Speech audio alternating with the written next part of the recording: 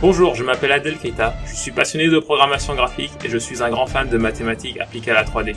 Dans cette vidéo, j'aurai l'honneur de vous présenter mon démo reel de programmation, Degraph Shoplifter. Ce jeu est réalisé en C++, OpenGL et GLSL.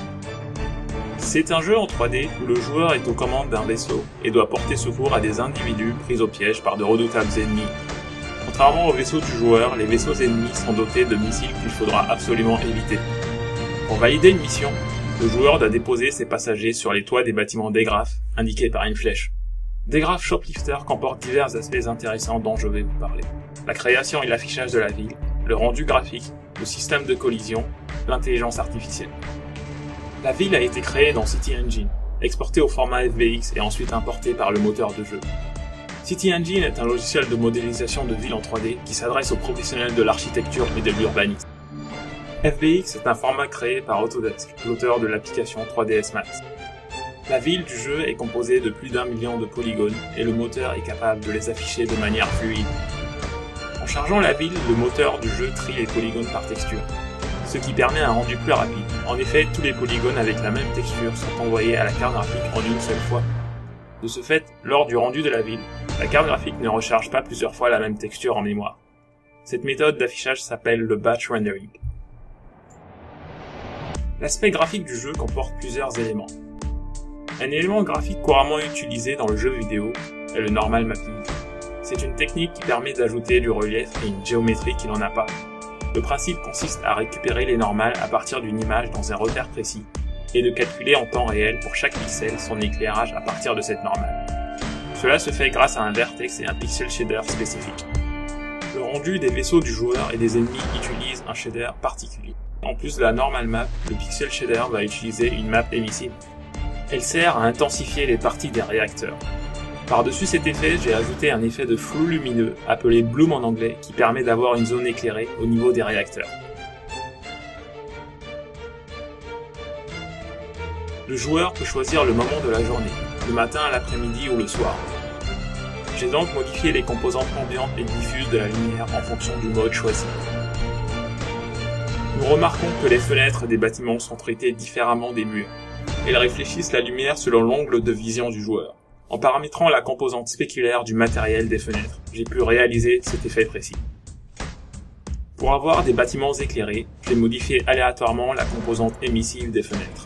De ce fait, certaines fenêtres sont éclairées, d'autres ne le sont pas. Lorsqu'un missile entre en collision avec les bâtiments ou le vaisseau du joueur, une explosion survient. Elle consiste en des particules de feu et de fumée. Pour ajouter du réalisme au jeu, il faut donc un système de collision efficace. Pour les collisions dynamiques, j'ai utilisé des sphères, c'est une méthode rapide et satisfaisante pour ce jeu. En revanche, pour les collisions des bâtiments, il fallait utiliser une structure plus complexe. En effet, les polygones des bâtiments proviennent du fichier FBX créé par CityEngine. Il n'y a donc pas de boîte de collision, et ce serait fastidieux de les faire manuellement pour chaque bâtiment. J'ai donc choisi une méthode qui est couramment utilisée dans le jeu vidéo.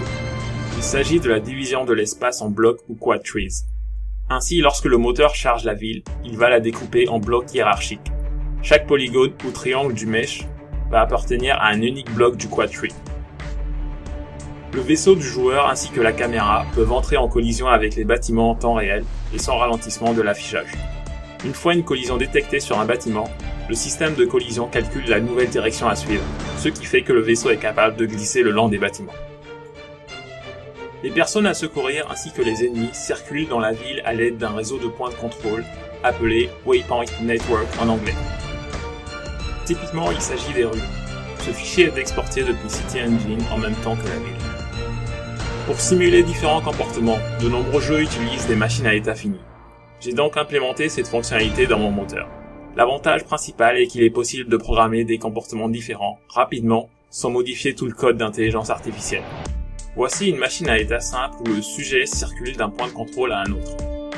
Pour la machine à état d'une personne à secourir, si le vaisseau du joueur est dans son champ de vision, la personne se dirige vers lui.